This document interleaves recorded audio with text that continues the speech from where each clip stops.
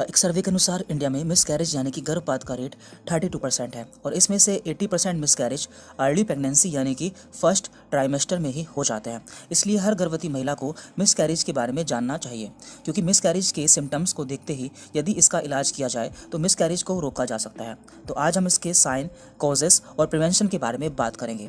तो पहले हम इसके साइन एंड सिम्टम्स के बारे में बात कर लेते हैं, यानी कि आपको जब ये मिसकैरेज होने वाला होता है तो आपको क्या क्या सिम्टम या फिर संकेत देखने को मिलते हैं। तो नंबर 1, वेजाइना से हल्का ब्लड आना। तो ऐसी कंडीशन में वेजाइना से हल्का हल्का ब्लड आ सकता है। मेडिकल भाषा में इसे हम स्पॉटिंग कहते हैं। नंबर 2, या खून का थक्का निकलना। तो ऐसे में खून का थक्का भी निकल सकता है। नंबर 3, गुलाबी म्यूकस का आना।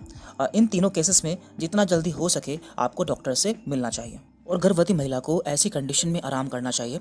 इस तरह के केस में डॉक्टर कुछ मेडिसिन देते हैं, जैसे कि प्रोजेस्टिन, जिसके कुछ ब्रांड नेम है डुफास्टोन, सस्टेन, फेटोगार्ड, जस्टिन एंड प्रोलूटन डिपॉट। इसके अलावा कुछ इंजेक्शन भी लगा सकते हैं, जैसे कि इंजेक्शन HCG, जिसके कुछ ब्रांड नेम है हुगॉक एंड प्रोफासी, और कभी कभी इकोस्प्रिन टैबलेट भी दे दी जाती है। गर्भपात का दूसरा संकेत है पेट के निचले भाग में दर्द होना। तो इसे भी आपको इग्नोर नहीं करना चाहिए। ऐसे कंडीशन में भी आपको डॉक्टर से मिलना चाहिए। इस तरह के केस में डॉक्टर कुछ यूट्राइन रिलैक्सेंट देते हैं, जैसे कि आइसोसुप्राइन, जिसके ब्रांड नेम है टिडिलॉन, यूडिलॉन, सुप्रॉक्स, वेसोडिलॉन एंड डुवोडिलॉन, या फिर रिटोड्राइन मेडिसिन भी दे सकते हैं, जिसके कुछ ब्रांड नेम है रिटोलॉन, यूटोडीन एंड यूटोपार आदि, जिससे दर्द कम हो जाता है। इसका तीसरा संकेत है ट्रू कॉन्ट्रैक्शन। तो इसमें क्या होता है, इसमें हर 5 से 20 मिनट में तेज़ दर्द होता है। और इसका फोर्थ सिम्टम है वेट लॉस। तो इसमें सामान्यतः कोई मेडिसिन नहीं दी जाती है, बस न्यूट्रिशनल सप्लीमेंट दिया जाता है, जैसे कि प्रोटीन पाउडर। अब हम बात करते हैं इसके कॉजेज़ की, यानी कि मिसकैरेज क्यों होता है। तो उसका पहला कॉज है क्रोमोसोमल एबनॉर्मेलिटी। तो जाइगोट के क्रोमोसोम असामान्य हो जाते हैं, जिससे एम्ब्रियो या फिर भ्रूण का पूर्ण विकास नहीं हो पाता और समय से पहले प्रेगनेंसी लॉस हो जाता है। तो ऐसे में भी कोई मेडिसिन नहीं दी जाती है। इसका दूसरा कॉज है हार्मोनल इम्बैलेंस। तो लगभग 15% मिसकैरेज इसी कारण से होते हैं। तो ऐसे में प्रोजेस्टिन या फिर HCG मेडिसिन दी जाती है। इसका तीसरा कॉज है PCOS, जिसकी फुल फॉर्म है पॉलीसिस्टिक ओवेरियन डिसऑर्डर या फिर सिंड्रोम। जिन महिलाओं को PCOS रहता है उन्हें पहले से ही मेडिसिन दे दी जाती है और प्रेगनेंसी हो जाने के बाद भी मेडिसिन को कंटिन्यू रखा जाता है, जिससे उन्हें मिसकैरेज की प्रॉब्लम आगे चलकर नहीं होती है। इसका फोर्थ कॉज है प्लेसेंटल प्रॉब्लम्स। तो बच्चे को माँ से जोड़ने वाली एक नलिका होती है, जिसे कि हम प्लेसेंटा कहते हैं। तो कभी कभी इसमें कुछ समस्याएं हो जाती है, जैसे कि placental abruption, placenta previa and placenta accreta. तो इस तरह के केस में सिजेरियन डिलीवरी की जरूरत हो सकती है।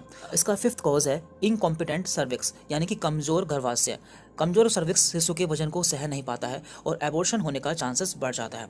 और इसका सिक्स्थ कॉज है chronic illness and high fever, यानी कि ऐसे महिलाएं जिन्हें पहले से कोई बड़ी समस्या या बड़ी बीमारी होती है तो उनमें भी एबॉर्शन के चांसेस बढ़ जाते हैं, जैसे कि हृदय रोग, किडनी रोग, लीवर रोग या फिर डायबिटीज। तो इन सभी में मिसकैरेज की संभावना बढ़ जाती है। अब बात करते हैं हम इसे कैसे रोक सकते हैं या फिर prevention of miscarriage. Number 1, avoid smoking, alcohol and caffeine. आपको प्रेगनेंसी के समय स्मोकिंग, अल्कोहल और कैफीन नहीं लेना चाहिए। अवॉइड बीइंग ओवरवेट और अंडरवेट। आपका वेट ज़्यादा भी नहीं होना चाहिए और कम भी नहीं होना चाहिए।